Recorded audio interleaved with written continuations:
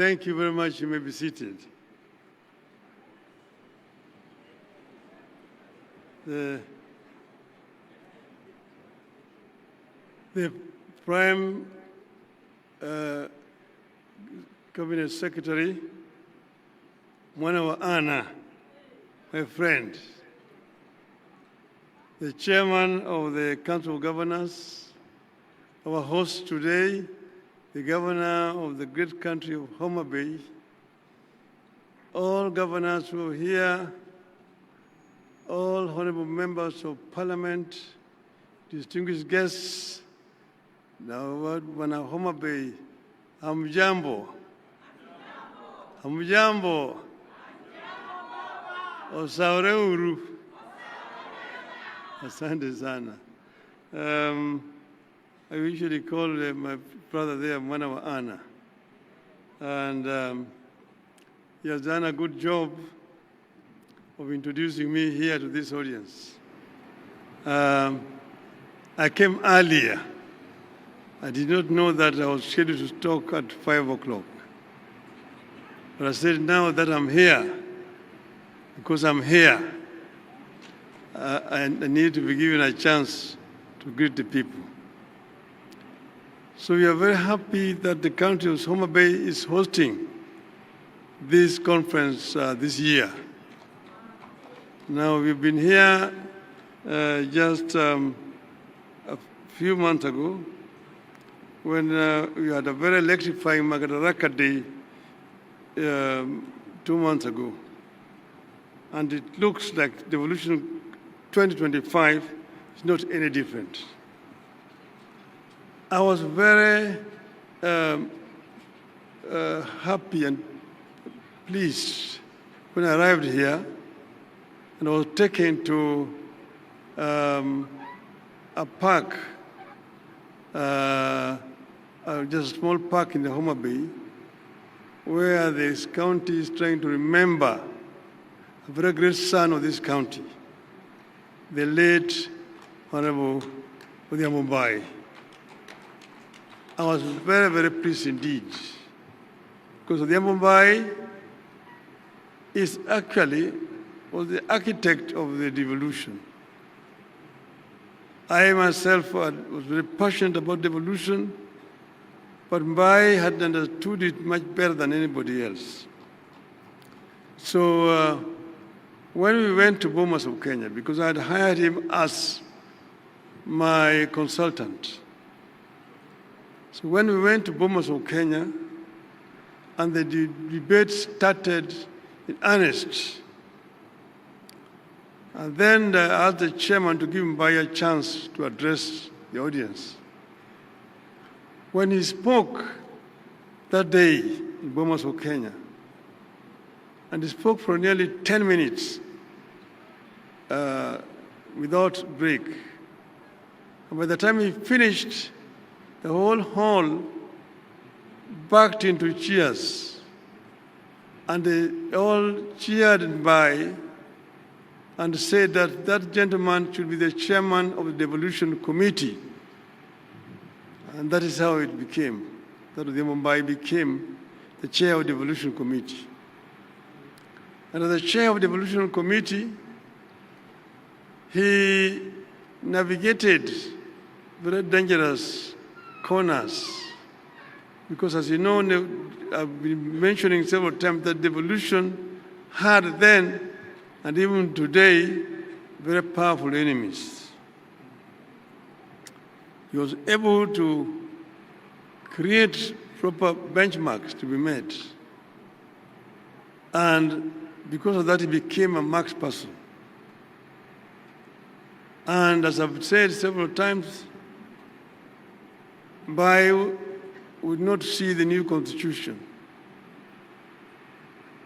In broad daylight, in front of his children, they moved in to his house and shot him and fatally wounded him.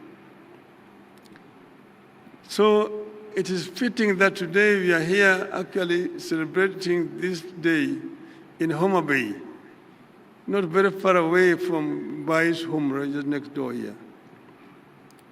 And today I really want to make an appeal to the Council of Governors, because Mbai left a young family, young wife and children. And if the Council of Governors can see it fit that you get a kind of a fund, a small fund, you can just put in 5,000 shillings a month, that will go a long way to help the family of the little Mumbai. It's an appeal. But then, let's get back to business. And let me begin by declaring a familiar interest. I believe in devolution. I believe in more, not less devolution. I believe in a balance of power between Nairobi and the counties. None should stand in the way of the other. I believe in strong county executives oversighted by equally strong county assemblies. I believe in a Kenya that sees the strength of each of the 47 counties as the strength of Kenya. But let me say, county government are supposed to be oversighted by county assemblies, not the Senate. So therefore, it is unnecessary for Senate to be summoning governors to go to appear before senators in Nairobi. Only the public accounts and the public investment committees should summon not even governors, the chief executives of the county government. It's a waste of time, all the time summoning governors to come to appear before parliamentary committees. Centralism still has strong supporters, but I believe its days are in the past. Centralism comes with some bad habits. It thrives on keeping the whole country waiting for Nairobi to make decisions on very local issues that Nairobi knows little or nothing about. Devolution beats centralism at allowing local people to make decisions on local issues. Decisions affecting only Homa Bay should be taken in Homa Bay or any other country for that matter. Only decisions affecting the whole country should be taken by the national executive in Nairobi.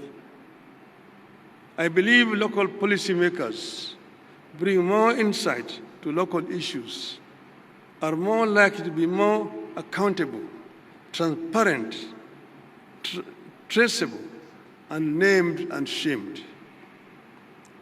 But people are now looking for more than proximity. They are looking for performance, productivity, and partnership at every level of leadership. People want counties that are economic powerhouses, not mere administrative units. And you know, we're here because of historical circumstances. We had bigger units, you had regions which had what you call economics of scale. But enemies of devolution undermined that arrangement. Our focus must now be on leveraging devolution to achieve increased productivity and delivery of efficient and quality of services. Devolution for the people, for prosperity. People need more integration and coordination, not just between the county and national government, but also between counties. We want to see Wajir, for instance, having more collaboration with Garissa or Machakos with Kajiado, and complement each other instead of competing for destruction. So I want to share some reflections on how devolution can be revolutionized and how county and national governments can adopt and lead the country into an equitable future. A future in which we all accept that each part of the country is unique in its own way, has its own history, challenges, strengths, and ambitions. Only when all parts of Kenya pull together in one desired direction will we achieve prosperity for all. The counties are not equal or similar. Even this region, for example, you take Homa Bay, next door is Kisii, you see, and then the other door is also Migori. The three counties are not equal or similar. In Homa Bay here, they are like monoethnic. They can afford to talk the Luo Upper. Even the Suba speak the Luo.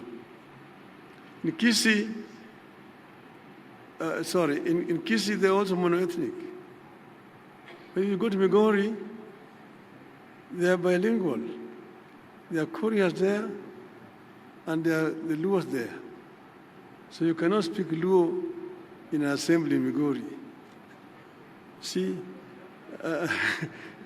in Kisumu, next door, different from Homa Bay.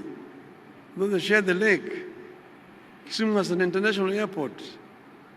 Kisumu has a railway line. Homa Bay does not have a railway line, does not have an international airport, and so on and so forth. So counties differ. So, where are we at this stage? Devolution is a process, not an event. It is about finding a balance between national and local aspirations.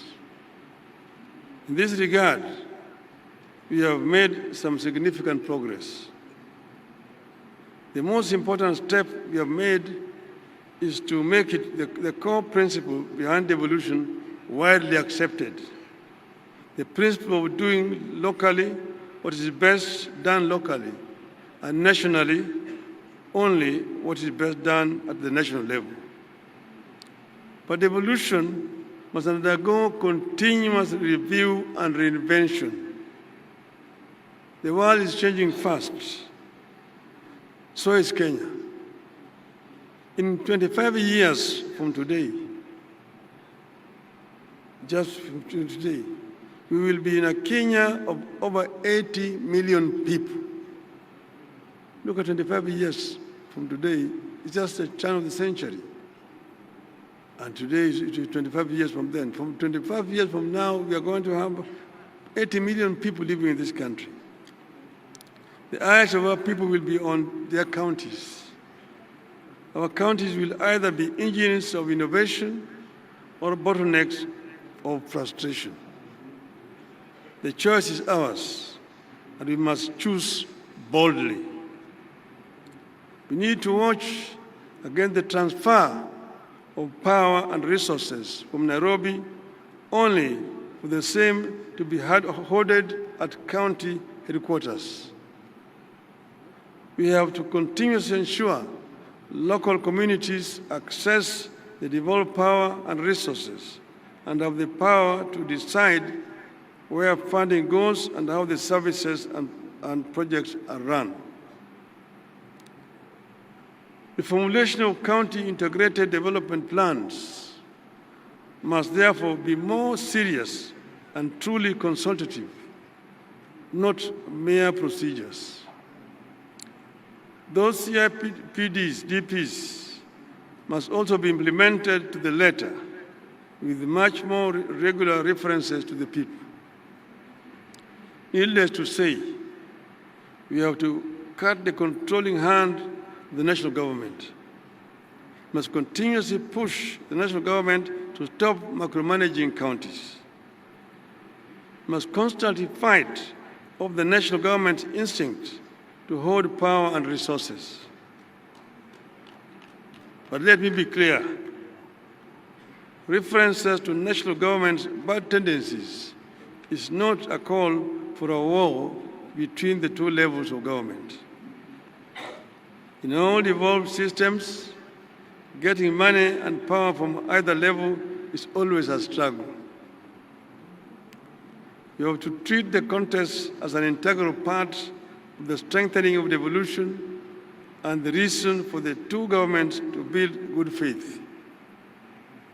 In fact, even as that task continues, I want to propose that there be some incentives arrangements between the national government and the counties, through which the national government will reward those counties that deliver the best services in areas like poverty reduction, youth unemployment, and environmental conservation. We need to come up with more transparent and independent performance reporting at the counties that gives the public more access to data that it can use to evaluate the performance of their county against others. That data will enable citizens to know, for instance, where it is easier to start a business, access healthcare, do farming, move goods to markets, etc., enabling our citizens to make informed choices in their socio-economic activities. We need a digital devolution in counties. County services, from business permits to healthcare appointments, must be accessible online, in real time, and in local languages. This should go a long way in fighting the scourge of corruption that is taking very deep roots in counties.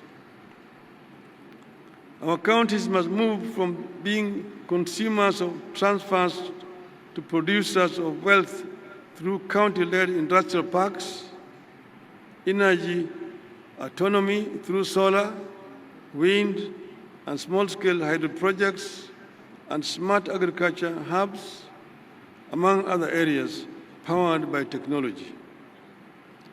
Our Constitution clearly stipulates that the two levels of government depend on each other, that cooperation should help us to do away with, not enhance, duplication that results in wastage of time, efforts, and money.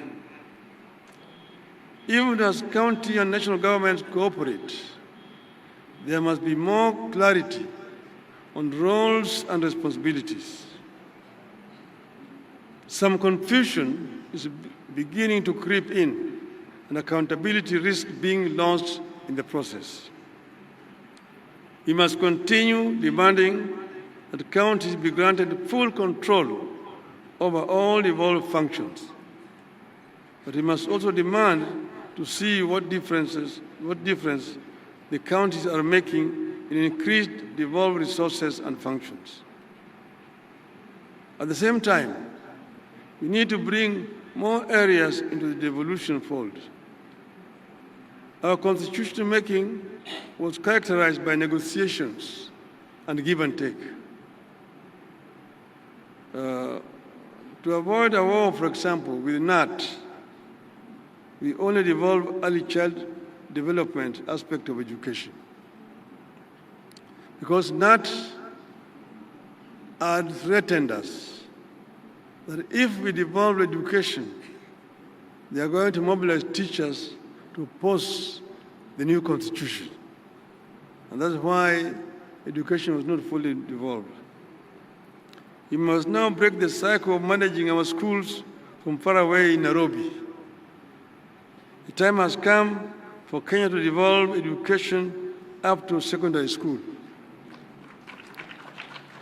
It makes no sense to see a Minister of Education going to Marsabit, to Garissa, inspecting primary school structures or construction. It's a shame, because that is the work that should be done by the governor of the counties there. The time has come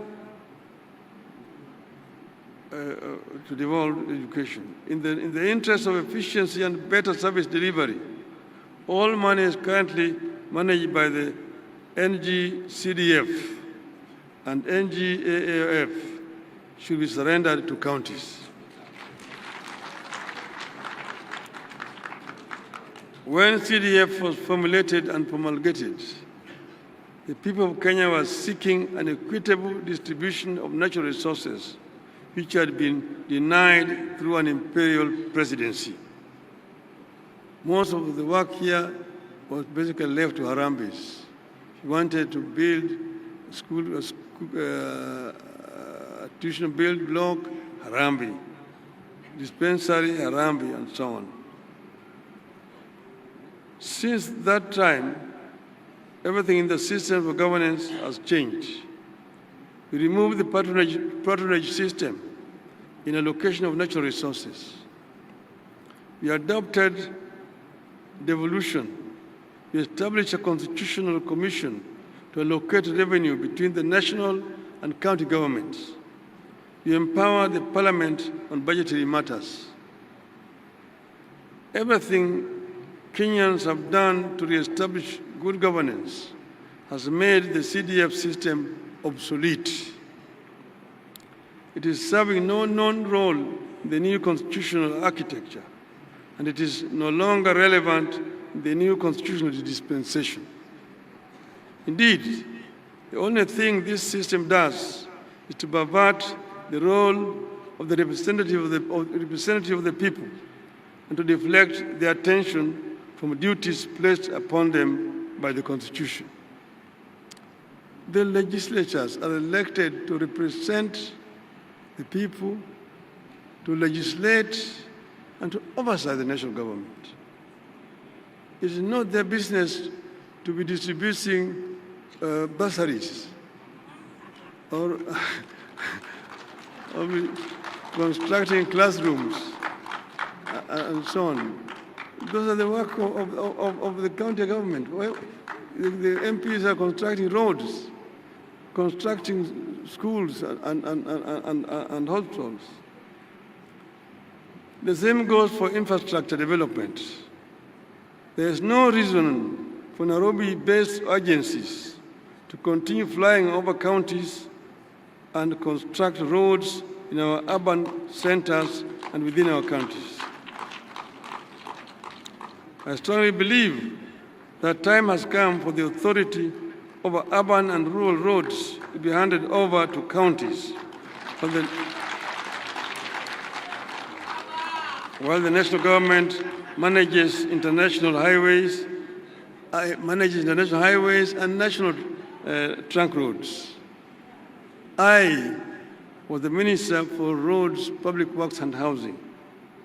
I'm the one who took the bill to Parliament to create KERA, KURA, and KENHA.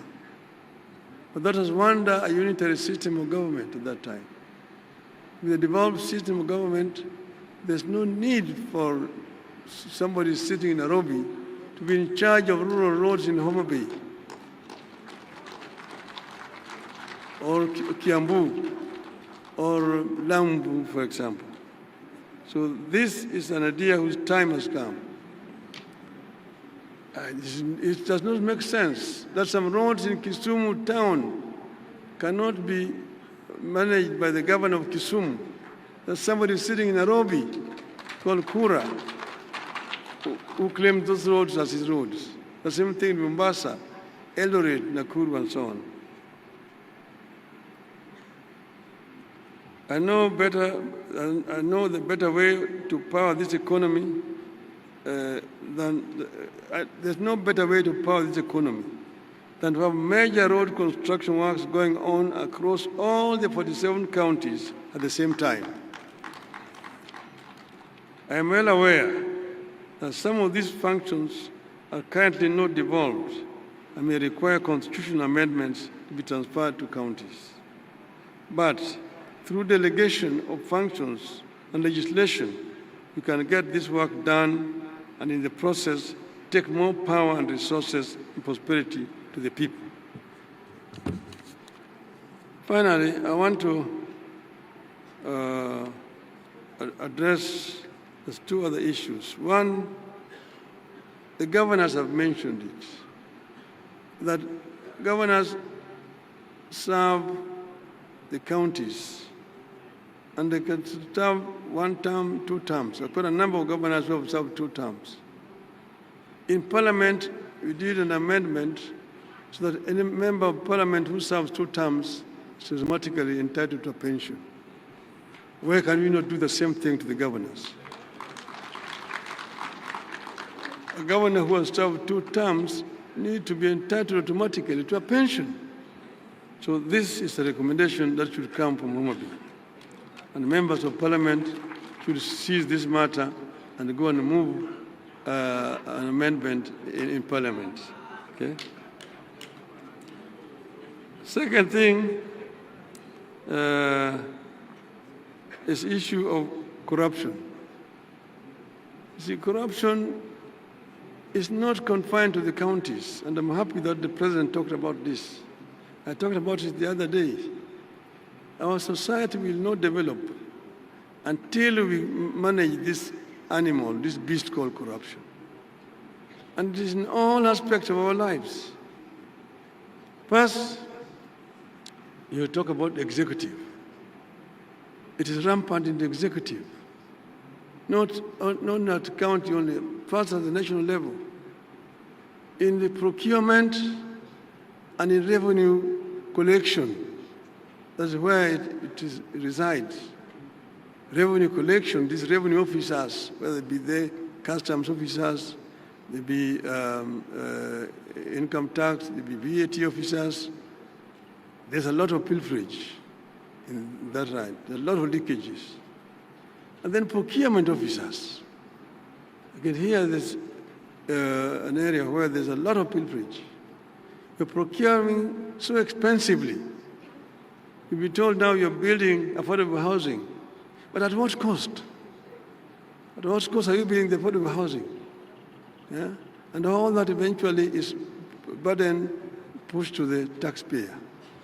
So this is an area where we need to face these enemies of our society squarely, in procurement and in revenue collection.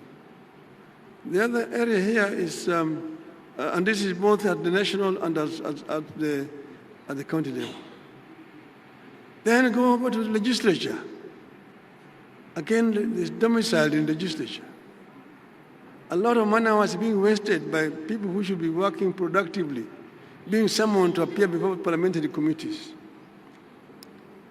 And you find parliamentary committees sometimes saying, we are cancelling this project. They're only doing that because they have been funded by a contractor who lost the contract. When there's a tender, there must be a winner. And once that the tender has been awarded, the contractors who lost will look for the member of parliament or an MCA, or the contract has been corruptly awarded. Then immediately they now summon the minister or the PS to come, and you want to investigate this. They shout a lot, make a lot of noise, but basically they are being paid by the losing contractor. As they've been doing this, you find the contract has been properly awarded, is suspended, is cancelled, and you know the financial year is very short. By the time you awarded the contract, it is September. If somebody goes and suspends it, you will be into the new year. The whole financial year is wasted, money is not spent. So Parliament must also be brought in on board properly, because Parliament is also actually impeding implementation of government projects by being corrupted by contractors. And then, you know, come over to judiciary. Judiciary is also not blameless. When some people tell you that rather than wasting my money in hiring a lawyer, I'd rather bribe a judge, and I will get whatever I want. A criminal, somebody that committed a crime, when he's about to be arrested, rushes to court. and when they go to court there, gets an order to stop him from being arrested. So the judiciary is a major impediment also. So the corruption resides also in the judiciary. And you come down to the private sector. The private sector is also not blameless. The private sector is where there's competition for contracts, and they're the ones who now go and bribe the executive, they also bribe the legislature, and so on. So there's always a giver and a taker in a corrupt deal. So the private sector is also not blameless. The media is also not blameless here. The media is very much deeply involved. If you see the media saying, oh, we are exposing corruption here, they have been paid. That we have done a professional investigation exposing corruption in the legislature, or in judiciary, in the executive. They themselves have been paid to do what they're doing. So the media is not blameless in this one here. So we need to deal with this issue squarely by looking at this animal called corruption, the face, and dealing with it. That's the only way that our country will be able to move forward. I thank you very much for listening to me.